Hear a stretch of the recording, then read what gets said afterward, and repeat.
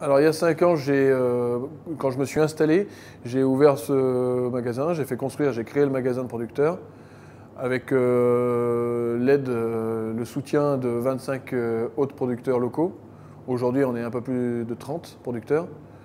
Donc moi, je m'occupe de la production de fruits et tous les autres s'occupent de leur production, fromage, légumes, farine, viande, charcuterie, volaille, enfin, un petit peu de tout. C'est des difficultés déjà financières et économiques parce que ça représente quand même un capital important, surtout quand on vient de s'installer. Derrière, après, il faut s'assurer de la qualité de production, de la nôtre, de celle de mes collègues, de la régularité de production, et puis de l'emploi des employés que ça va engendrer, parce qu'on ne peut pas être à la production et tenir le magasin. Donc voilà, c'est toute une logistique à organiser.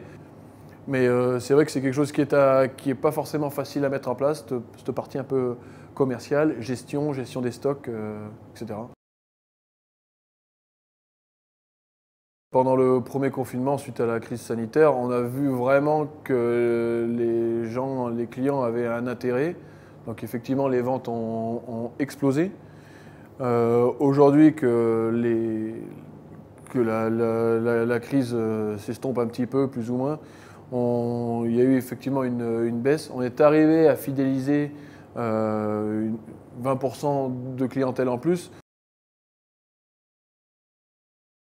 Donc en étant engagé à la coordination rurale, ça m'a permis de faire un réseau de producteurs, que ce soit des maraîchers, des producteurs de fromage ou des éleveurs, des agriculteurs qui étaient dans la même logique que moi, liberté d'entreprendre, et qui m'ont permis de pouvoir proposer à la clientèle une large gamme de produits.